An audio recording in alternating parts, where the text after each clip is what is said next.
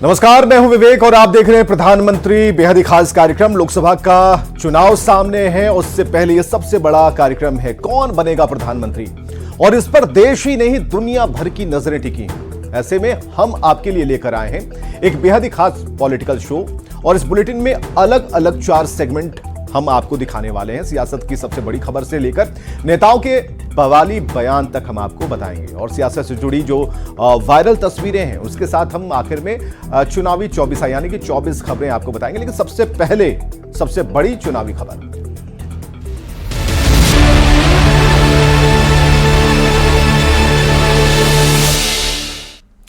और बड़ी खबर आ रही है मुंबई से, जहां महाराष्ट्र की सियासत में उठापटक की खबर है। शिंदे गुट के विधायकों पर फैसला, 16 विधायकों की सदस्यता पर फैसला सामने आया। विधायकों की अयोग्यता पर स्पीकर ने फैसला सुनाया। शिंदे गुट ही असली शिवसेना है। इसी के यानी कि इलेक्शन कमीशन के रिकॉर्ड में शिंदे गुट ही असली शिवसेना है, और सुप्रीम कोर्ट और ईसी के फैसले का हवाला दिया गया है। महाराष्ट्र की सियासत से जुड़ी इस वक्त की बड़ी खबर, जिसमें यह कहा जा रहा है कि शिंदे गुट ही असली शिवसेना है।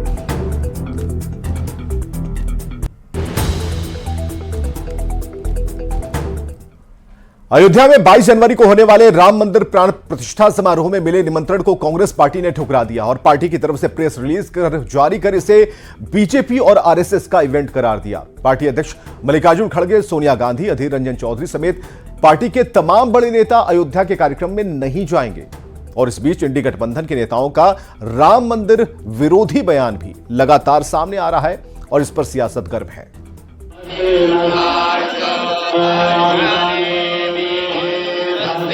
सियावर रामचंद्र की। अयोध्या में राम मंदिर में प्रभु श्री राम की पुनर्स्थापना 22 जनवरी को होनी है। रामलला के विराजमान होने को लेकर देश भर में उत्साह और उमंग का माहौल देखा जा रहा है। इस बीच कांग्रेस पार्टी ने राम मंदिर को लेकर मिले आमंत्रण को ठुकरा दिया है। कांग्रेस ने राम मंदिर समारोह को बीजेपी और आरएसएस का इवेंट बताते हुए आयोजन में शामिल होने से इनकार कर दिया है। पार्टी की ओर से इसके लिए बाकायदा प्रेस रिलीज भी जारी किया गया है। सोनिया गांधी, कांग्रेस अध्यक्ष मल्लिकार्जुन खड़गे और अधीर रंजन चौधरी 22 जनवरी को अयोध्या के श्री राम मंदिर समारोह में शामिल नहीं होंगे। कांग्रेस ने प्रेस विज्ञप्ति जारी कर कहा कि पिछले महीने कांग्रेस अध्यक्ष खड़गे, कांग्रेस संसदीय दल की अध्यक्ष सोनिया गांधी और लोकसभा में कांग्रेस के नेता अधीर रंजन चौधरी को राम मंदिर उद्घाटन का न्योता मिला था। कांग्रेस आरोप लगा रही है कि बीजेपी मंदिर का उद्घाटन केवल चुनावी लाभ उठाने के लिए कर रही है। इस बीच कांग्रेस के अलावा सहयोगी विपक्षी गठबंधन की ओर से भी लगातार राम मंदिर को लेकर विवादित बयान दिए जा रहे हैं। समाजवादी पार्टी के सांसद स्वामी प्रसाद मौर्य ने भी 22 जनवरी को अयोध्या के श्री राम मंदिर में आयोजित समारोह को बीजेपी का कार्यक्रम बताते हुए वहां जाने से इनकार कर दिया है।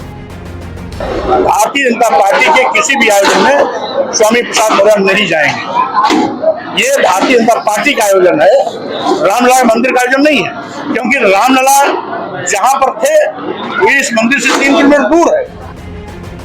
तो पश्चिम बंगाल की सीएम ममता बनर्जी ने भी राम मंदिर की प्राण प्रतिष्ठा को लेकर बीजेपी पर तंज कसा है। ममता बनर्जी कह रही है कि बीजेपी लोकसभा चुनाव से पहले अयोध्या में राम मंदिर के प्राण प्रतिष्ठा समारोह के नाम पर लोगों को धर्म के बीच बांट रही है। আপনারা কোর্টের আন্ডারে করছেন, ইলেকশনের আগে একটা গিমিক শো করবেন বলে আমার কোনো আপত্তি নেই তো, কিন্তু তাই বলে অন্য সম্প্রদায়ের মানুষকে অবহেলা করা। আমি আপনাদের কাছে ওয়াদা করে যাচ্ছি, আমি আপনাদের ঈশ্বরের শপথ করে বলছি, আল্লাহর কসম খেয়ে বলছি, মনে রাখবেন আমি কোনোদিনও হিন্দু মুসলমান শিখ খ্রিস্টান তপশিলি আদিবাসীদের ভাগাভাগি করতে দেব না। अयोध्या के राम मंदिर को लेकर लगातार सियासत जारी है। लगातार इंडी गठबंधन के नेताओं के ऐसे बयान आ रहे हैं जैसे ये आयोजन बीजेपी का ही हो। वैसे जानकारी के लिए बता दें कि 1949 में पंडित जवाहरलाल नेहरू के प्रधानमंत्री रहते अयोध्या के बाबरी मस्जिद में श्री राम की मूर्ति रखी गई, जबकि 1986 में तत्कालीन पीएम राजीव गांधी ने अयोध्या में राम मंदिर का ताला खुलवाने की पहल की थी। और 6 दिसंबर 1992 को तत्कालीन प्रधानमंत्री पीवी नरसिम्हा राव के कार्यकाल में बाबरी मस्जिद गिरा दी गई थी। Bureau report, news 18।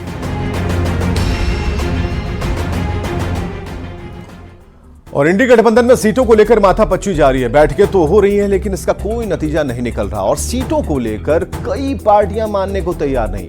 कांग्रेस मंथन में ही जुटी है तो जेडीयू के नेता एक सुर में फिर से इस बात पर जोर दे रहे हैं कि सीटों का बंटवारा जितना जल्दी हो जाए उतना बेहतर है, वरना दिक्कत हो जाएगी। और विरोधियों के बीच सीटों को लेकर जारी घमासान पर बीजेपी यहां तंज कस रही है। नेता एक वॉइस में बात करे और एक दूसरों के खिलाफ बात करने में कोई फायदा नहीं है। तो मेरा यही सबसे विनती है।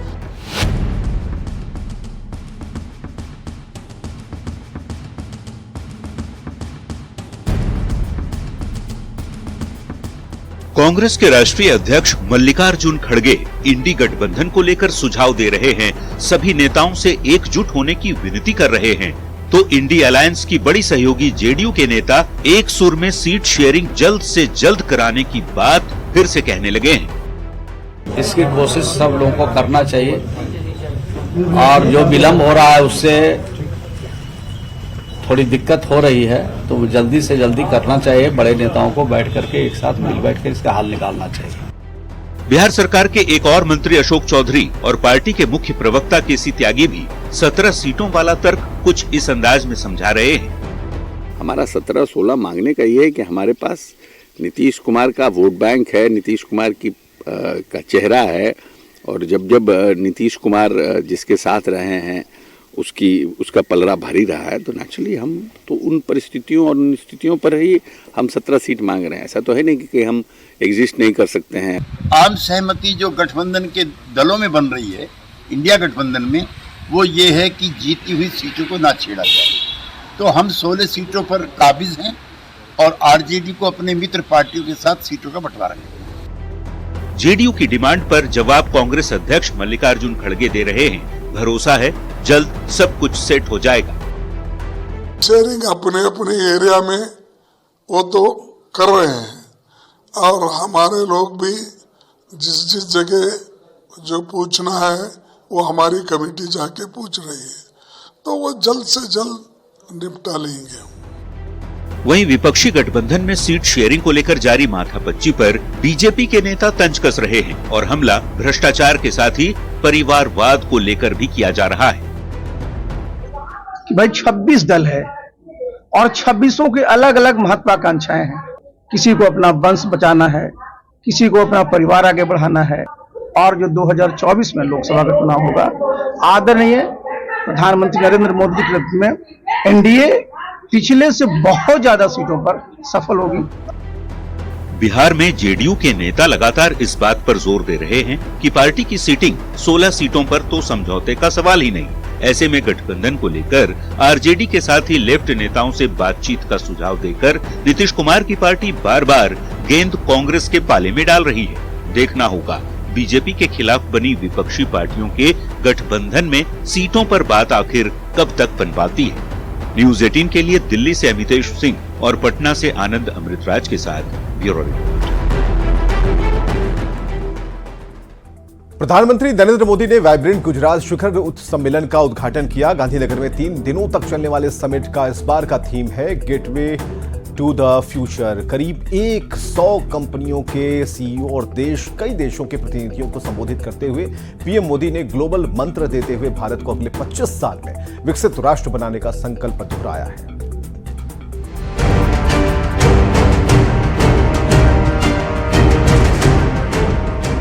गुजरात की राजधानी गांधीनगर में वाइब्रेंट गुजरात ग्लोबल समिट का भव्य आयोजन हो रहा है। प्रधानमंत्री नरेंद्र मोदी ने गांधीनगर में ग्लोबल ट्रेड शो का उद्घाटन किया।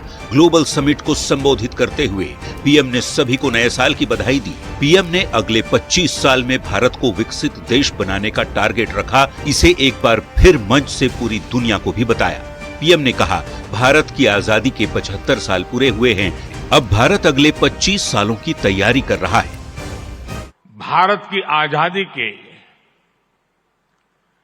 75 साल पूरे हुए और अब भारत अगले 25 वर्षों के लक्ष्य पर काम कर रहा है। जब भारत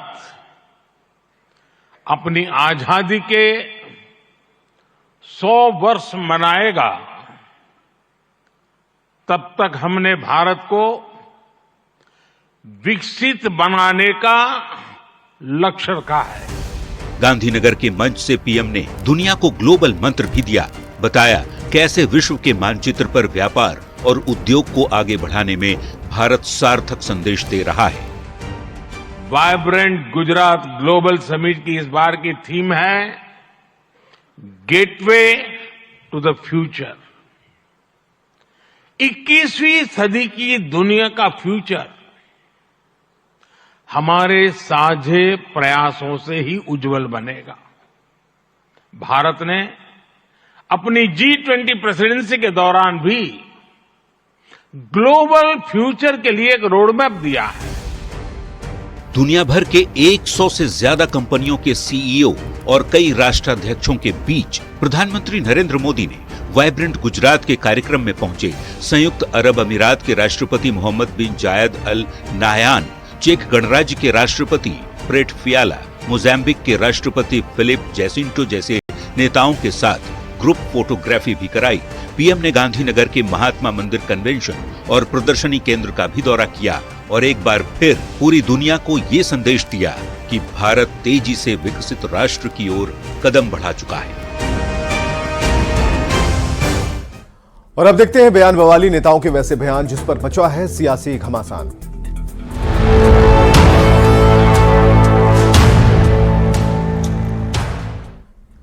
राजस्थान के पूर्व मुख्यमंत्री और कांग्रेस नेता अशोक गहलोत ने कहा कि राम मंदिर को बनाने में राजस्थान सरकार का बहुत बड़ा योगदान है, लेकिन इसका कोई नाम नहीं ले रहा। ना पीएम मोदी ने लिया और ना किसी और ने। गहलोत कहते हैं कि कम से कम राजस्थान सरकार को याद भी तो करते।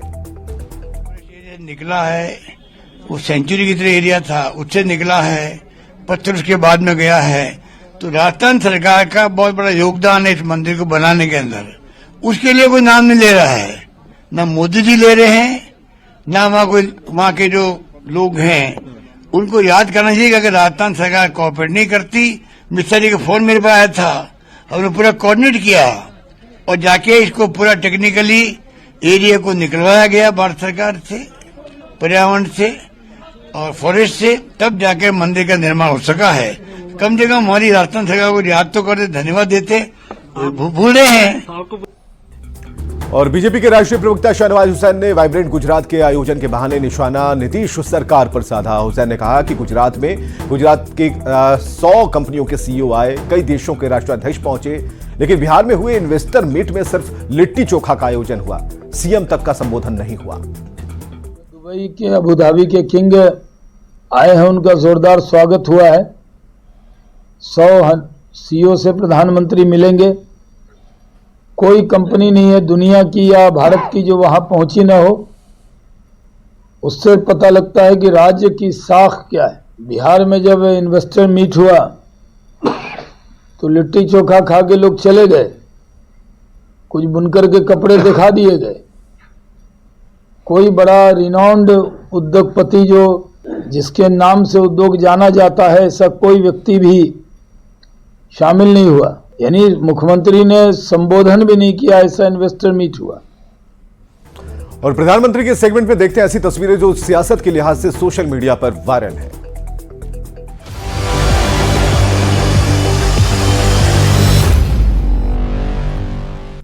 रक्षा मंत्री राजनाथ सिंह लंदन दौरे पर हैं, जहां वे स्वामी नारायण मंदिर पहुंचकर पूजा अर्चना उन्होंने की। और यही नहीं, भारत के रक्षा मंत्री ने 10 किंग्स रोड स्थित अंबेडकर संग्रहालय का दौरा किया है और सोशल मीडिया पर ये तस्वीरें इन दिनों वायरल हैं।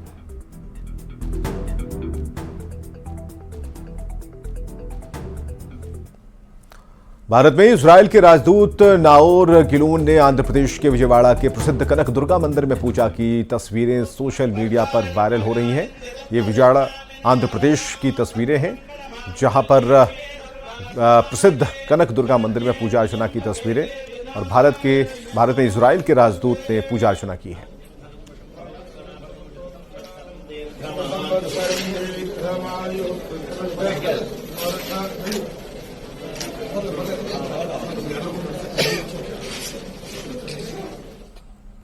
और आइए देखते हैं चुनावी चौबीसा।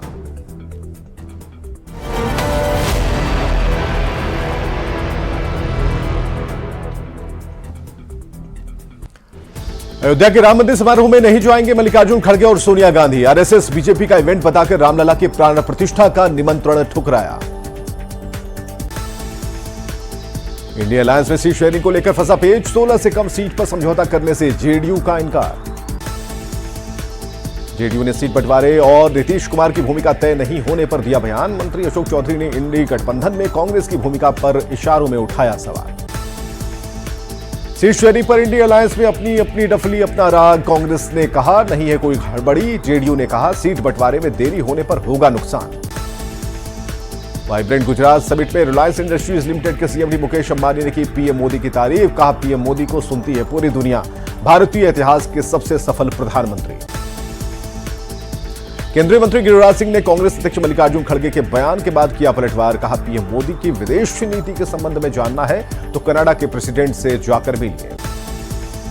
2 दिवसीय दौरे पर लखीसराय पहुंचे नेता प्रतिपक्ष विजय सिन्हा ने बिहार सरकार पर जमकर साधा निशाना। कहा बिहार की मर्यादा और अधिकार के हनन पर सरकार गंभीरता क्यों नहीं दिखा रही। झारखंड का बजट बनाने में जुटी राज्य सरकार। साल 2030 तक जीएसडीपी को 10 लाख करोड़ तक पहुंचाने का लक्ष्य। ईडी के सामने अफसरों के जाने पर झारखंड कैबिनेट की रोक। फैसले पर भड़की बीजेपी।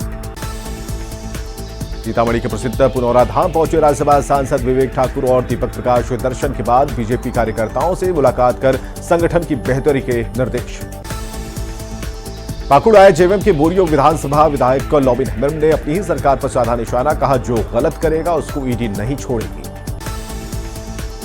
बरेली को सीएम योगी की करोड़ों की सौगात। कहा आज गले में तख्ती डालकर सरेंडर कर रहे बदमाश। राम मंदिर से सनातनियों की बढ़ी उम्मीदें। अयोध्या में बीजेपी आरएसएस की कई चरणों में बड़ी बैठक। संगठन के पदाधिकारियों ने राम जन्मभूमि का किया दर्शन। लता चौक समेत कई जगहों का निरीक्षण। एआईएमआईएम के इंडी गठबंधन में मायावती को पीएम चेहरा बनाने की मांग। एआईएमआईएम नेता असीम वकार ने कहा मायावती को बनाना चाहिए प्रधानमंत्री उम्मीदवार। कार सेवकों पर एसपी नेता स्वामी प्रसाद मौर्य का विवादित बयान। कहा कार सेवकों पर गोली चलाकर तत्कालीन सरकार ने निभाया था कर्तव्य। साधु संतों ने बयान पर जताई आपत्ति। भ्रष्टाचारियों की सिफारिश करने वालों की भी करेंगे जांच। संकल्प शिविर में अपराधियों को सीएम की चेतावनी। कहा राजस्थान में अपराधियों के लिए कोई जगह नहीं। जयपुर से भेजे तेल से अयोध्या में तैयार होगा प्रसाद। सीता की रसोई के लिए रवाना हुआ 2100 पीपे तेल। सीएम भजनलाल ने राशन से भरे ट्रकों को किया रवाना। एमपी में लाडली बहना योजना पर फिर गरमाई सियासत। नेता प्रतिपक्ष उमंग सिंघार ने लगाया योजना से 2 लाख बहनों की छटनी का आरोप। बीजेपी ने कहा किया पलटवार। कहा वोटर्स को कर रहे अपमानित। मकर संक्रांति से पहले सरकार की लाडली बहनों को सौगात। सीएम डॉक्टर मोहन यादव ने खातों में ट्रांसफर किए 1576 करोड़। रायपुर में विष्णुदेव साय कैबिनेट की अहम बैठक। कई प्रस्तावों पर लग सकती है मुहर। मंदिर को लेकर विवादित बयान पर घिरे बिहार के शिक्षा मंत्री चंद्रशेखर की सफाई। कहा शबरी के जूठे बेर खाने वाले श्रीराम का हूं भक्त। आरजेडी विधायक फतेह बहादुर के एक के बाद एक विवादित बयान के बाद नेता प्रतिपक्ष विजय सिन्हा ने साधा निशाना। कहा ऐसे नेताओं के मंदिर जाने पर रोक लगाए। राम मंदिर पर आरजेडी नेताओं के विवादित बयान पर केंद्रीय मंत्री अश्विनी चौबे ने डिप्टी सीएम तेजस्वी यादव पर साधा निशाना। कहा तेजस्वी यादव को दोमुहा सांप। राम मंदिर के गर्भगृह में लगा सोने का दरवाजा। खूबसूरत नक्काशी के साथ दरवाजा तैयार। 22 जनवरी को है रामलला की प्राण प्रतिष्ठा।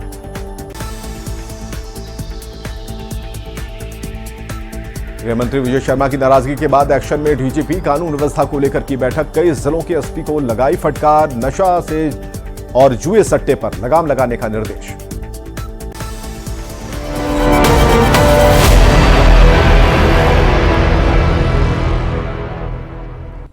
और आइए देखते हैं इस वक्त की हेडलाइंस।